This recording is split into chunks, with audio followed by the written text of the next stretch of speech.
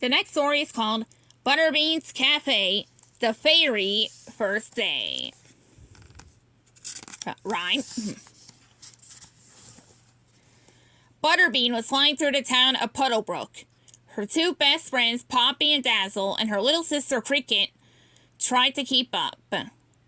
"What are you so excited about, Butterbean?" asked Dazzle. "You'll see," Butterbean promised. Finally, Butterbean landed near an old building.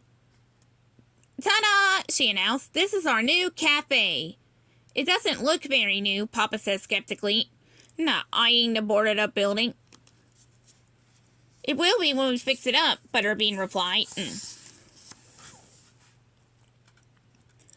Butterbean had great plans. Poppy would run the kitchen, Dazzle would take care of the front corner, and Cricket would help everyone. "With a pinch of patience and a helping of hard work, I know we can make this the very best cafe in all of Puddlebrook," Butterbean declared to her friends. Meanwhile, across the brook,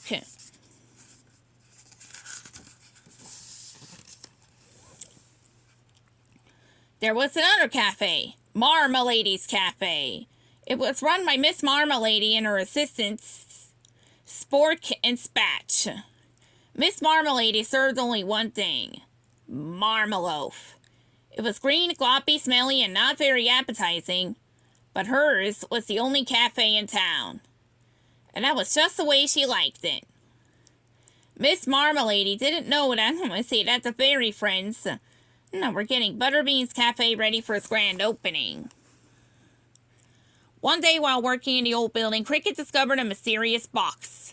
She showed it to her sister. Butterbean noticed "For the Fairy Finish" written on it.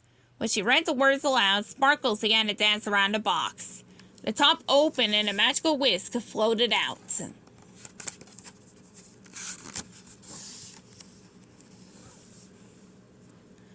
Butterbean waved at the whisk, and a trail of sparkles made the girl's wings look like yummy sugar cookies.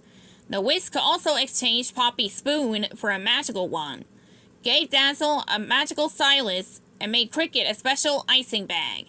The girls used their new magical tools to put the finishing touches on the cafe.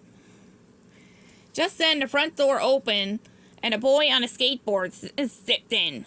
"My name's Jasper," said the boy. "Wow, you really fixed up this old place." Butterbean thanked him and explained that it was the cafe's opening day. She told him that most of their ingredients would be ordered fresh from nearby farms, and she could use a speedy delivery person like him. Butterbean offered Jasper a job at the cafe, and with her magical whisk, she even gave him really fast wings. "I'm the newest member of the Bean team," he said proudly. Then he and Cricket flew off to deliver the invitations for the cafe's grand opening. At her own cafe, Miss Marmalady was spying on her new neighbors. "Do they think they could just fly into town and open a brand new cafe?" she muttered. She didn't want anyone to go to Butterbean's grand opening, so she ordered Spork and Spatch to seal all the invitations Cricket and Jasper delivered. Meanwhile, Butterbean was busy baking wing-shaped cookies when she noticed some writing on her whisk. It was a spell. She read it aloud. "With a flick of this whisk and a flutter of wing, these magical beans will do their thing."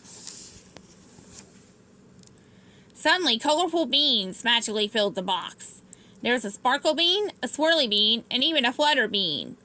A magical whisk and magical beans? Butterbean was thrilled. There really was something special about her cafe. Soon the girls were ready to open the cafe and greet their customers. But when they looked out the front door, no one was there. "There's got to be something we can do," Butterbean said, determined to save the grand opening. That was when she remembered the magical beans. She chose one, then waved her whisk over it and said the spell, with a few minor changes. With a flick of this whisk and a flutter of wing, the flutter bean will do its thing. The wing-shaped cookies flew off the counter and fluttered through Puddlebrook, leading a crowd of townspeople to the cafe. Even Spork and Spatch were unable to resist the magic. "Oh, freezer burn," Miss Marmalade grumbled. She knew Butterbean's Cafe was going to be a huge success. Butterbean's Cafe was officially open for business. The end.